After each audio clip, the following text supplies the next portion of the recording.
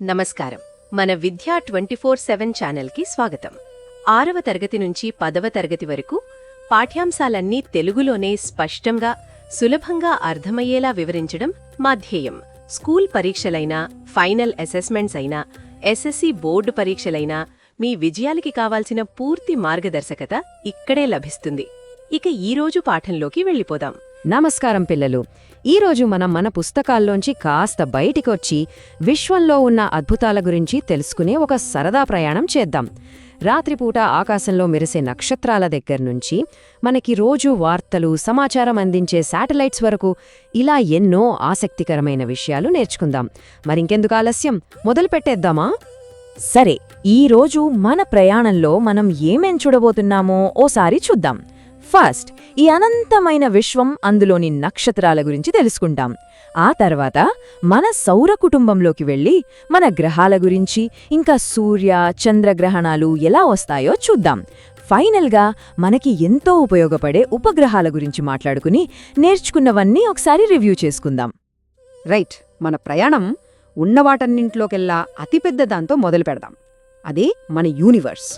అసలు ఈ అనంత విశ్వంలో మనం ఎక్కడున్నామో అర్థం చేసుకునే ప్రయత్నం చేద్దాం. ఒక్కసారి ఈ అద్భుతమైన ఇమేజ్ చూడండి. ఇది హబుల్ టెలిస్కోప్ తీసిన అల్ట్రా డీప్ ఫీల్డ్ పిక్చర్.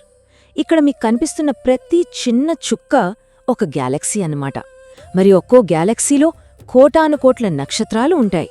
అంటే మన మిల్కీవే గ్యాలక్సీలోని కోట్ల నక్షత్రాల్లో మన సూర్యుడు కేవలం ఒక చిన్న చుక్కలాంటివాడు. ఆలోచిస్తేనే ఎంత గొప్పగా అనిపిస్తోందో కదా. సరే, మనం రాత్రి ఆకాశం వైపు చూసినప్పుడు కొన్ని నక్షత్రాలు కలిసి ఒక ఆకారంలో ఒక ప్యాటర్న్ లాగా కనిపిస్తాయి కదా. వాటిని ఏమంటారో తెలుసా? వాటినే మనం నక్షత్ర రాశులు, లేదా ఇంగ్లీష్లో కాన్స్టలేషన్స్ అని పిలుస్తాం. నిజానికి ఆ నక్షత్రాలు ఒకదానికొకటి చాలా చాలా దూరంలో ఉంటాయి. కానీ మనకి భూమి మీద నుంచి చూసినప్పుడు మాత్రం దగ్గరగా ఒక గ్రూప్ లాగా కనిపిస్తాయి.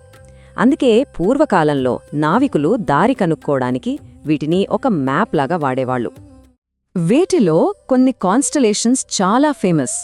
వాటిని మనం కూడా ఈజీగా గుర్తుపట్టచ్చు. ఉదాహరణకి సప్తర్షి మండలం, దీన్నే అర్సా మేజర్ అంటారు. అలాగే వేటగాడి ఆకారంలో ఉండే ఓరియన్, ద హంటర్. ఇంకొకటి సింహం ఆకారంలో ఉండే లియో, ద లయన్.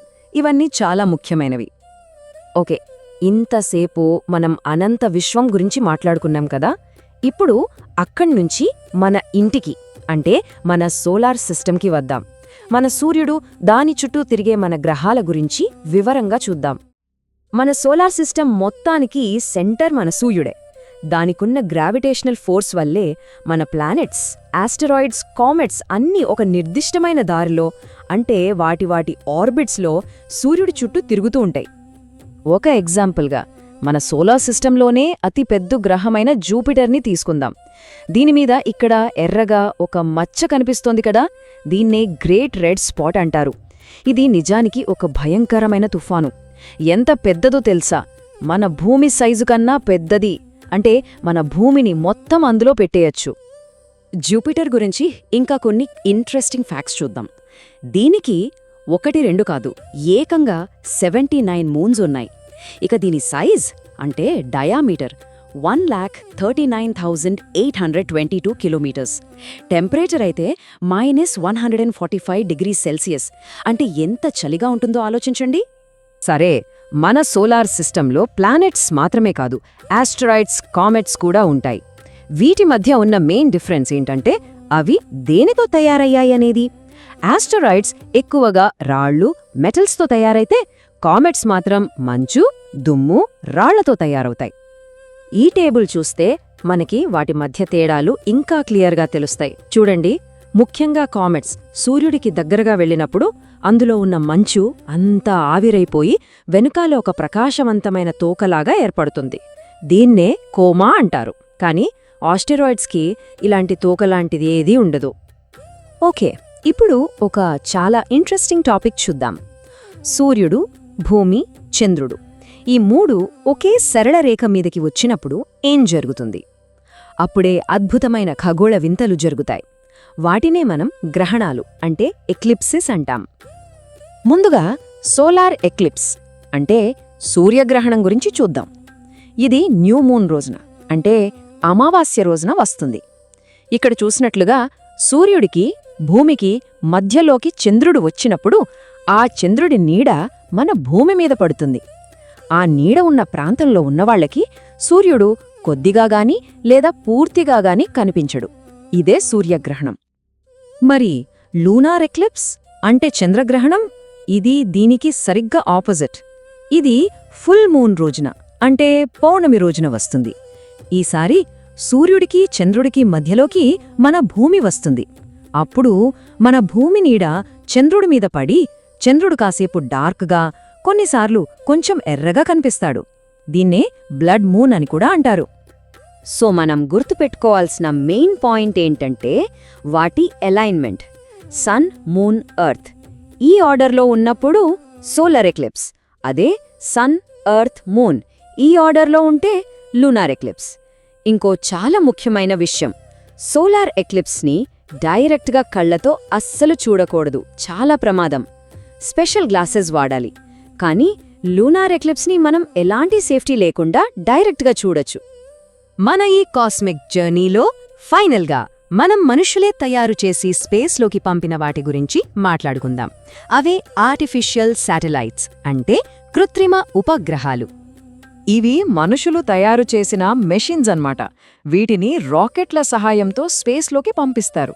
అక్కడ ఇవి మన భూమి చుట్టూ ఒక ఫిక్స్డ్ ఆర్బిట్లో తిరుగుతూ ఉంటాయి. ఇవి మనకి చాలా రకాలుగా హెల్ప్ చేస్తాయి. ఈ శాటిలైట్స్ కథ ఎప్పుడు మొదలైందంటే 1957లో. అప్పుడు సోవియట్ యూనియన్ ప్రయోగించిన స్పుత్నిక్ 1 ప్రపంచంలోనే మొట్టమొదటి ఆర్టిఫిషియల్ శాటిలైట్. దాని తర్వాత 1958లో అమెరికా ఎక్స్‌ప్లోరర్ 1ని పంపింది. అలా మొదలై ఈరోజు భూమి చుట్టూ దాదాపు 12,900 కన్నా ఎక్కువ శాటిలైట్స్ తిరుగుతూ మనకు సర్వీస్ అందిస్తున్నాయి. అసలు ఈ శాటిలైట్స్ మనకి ఏం చేస్తాయి? చాలా పనులు చేస్తాయి. మనం చూసే టీవీ, వాడే ఫోన్, ఇంటర్నెట్ వీటన్నింటి సిగ్నల్స్ శాటిలైట్స్ నుంచే వస్తాయి. మనం ఎక్కడికైనా వెళ్లాలంటే దారి కోసం వాడే జీపీఎస్ కూడా శాటిలైట్స్ వల్లే పనిచేస్తుంది. అంతేకాదు, వాతావరణం ఎలా ఉందో చెప్పడానికి, తుఫాన్ల గురించి మనల్ని ముందుగా హెచ్చరించడానికి, ఇలా ఎన్నో పనులకి ఇవి అవసరం. చివరికి హబుల్ లాంటి స్పేస్ టెలిస్కోపులు కూడా ఒక రకమైన శాటిలైట్సే. రైట్, మన విశ్వయాత్ర చివరికి వచ్చేసింది. ఇప్పటిదాకా మనం నేర్చుకున్న విషయాలు ఎంతవరకు గుర్తున్నాయో కొన్ని ప్రశ్నలతో టెస్ట్ చేసుకుందామా? ఫస్ట్ క్వశ్చన్, ఆస్ట్రాయిడ్కి కామెట్కి మధ్య ఉన్న మెయిన్ డిఫరెన్స్ ఏంటి? కొంచెం ఆలోచించండి. అవి వేటితో తయారయ్యాయి? సూర్యుడి దగ్గరికి వచ్చినప్పుడు ఏది తోకను ఏర్పరుస్తుంది? Okay, second question, solar eclipse అంటే సూర్యగ్రహణం చంద్రుడి యొక్క ఏ ఫేజ్లో వస్తుంది? మళ్ళీ ఒకసారి గుర్తు తెచ్చుకోండి. సూర్యుడికి భూమికి మధ్య చంద్రుడెప్పుడొస్తాడు? సరే, ఈరోజు మనం నేర్చుకున్న ముఖ్యమైన పాయింట్స్ ఏంటో ఒక్కసారి క్విక్గా రివైజ్ చేద్దాం. మన యూనివర్స్లో కోట్ల గెలాక్సీలున్నాయి. మన సోలార్ సిస్టంలో ప్లానెట్స్, రాళ్లతో కూడిన ఆస్టరాయిడ్స్, మంచుతో కూడిన కామెట్స్ ఉంటాయి. సోలార్ ఎక్లిప్స్ న్యూ మూన్ రోజున, లూనార్ ఎక్లిప్స్ ఫుల్ మూన్ రోజున వస్తాయి. ఇక ఆర్టిఫిషియల్ శాటిలైట్స్ మన కమ్యూనికేషన్, జీపీఎస్, వెదర్ మానిటరింగ్ కోసం చాలా చాలా అవసరం. ఒక్క విషయం గుర్తుపెట్టుకోండి, మనం ఈరోజు తెలుసుకున్నది ఈ అద్భుతమైన విశ్వంలో చాలా చిన్న భాగం మాత్రమే. సో ఎప్పుడూ క్యూరియస్గా ఉండండి, ప్రశ్నలు అడుగుతూ ఉండండి, కొత్త విషయాలు నేర్చుకుంటూ మన చుట్టూ ఉన్న ఈ ప్రపంచాన్ని ఎక్స్ప్లోర్ చేస్తూనే ఉండండి. ఈ పాఠం శ్రద్ధగా విన్నందుకు థ్యాంక్ యూ. ఈరోజు చూసిన పాఠం మీకు ఉపయోగపడిందని హృదయపూర్వకంగా ఆశిస్తున్నాను. ఇలాంటి మరిన్ని స్పష్టమైన, సహాయకరమైన, మార్కులు పెంచే పాఠాలు పొందాలంటే మన విద్యా 24/7 ఛానల్ను తప్పకుండా సబ్స్క్రైబ్ చేయండి. ఈ వీడియో నచ్చితే లైక్ చేయండి, మీ ఫ్రెండ్స్కి షేర్ చేయండి. మీ సందేహాలు, సూచనలు, తదుపరి నేర్చుకోవాలనుకున్న విషయాలు కింద కామెంట్స్లో రాయండి. మీ స్పందన మాకెంతో ముఖ్యం. మీ ఒక్క లైక్, ఒక్క షేర్, ఒక్క కామెంట్ కూడా ఈ చదువు వెలుగును మరింత మంది విద్యార్థులకు చేరుస్తుంది. మాతో ఉండండి. మీ నేర్చుకునే ప్రయాణాన్ని ప్రతిరోజు మరింత బలంగా, మరింత స్పష్టంగా, మరింత ప్రభావవంతంగా మార్చుకుందాం. ధన్యవాదాలు.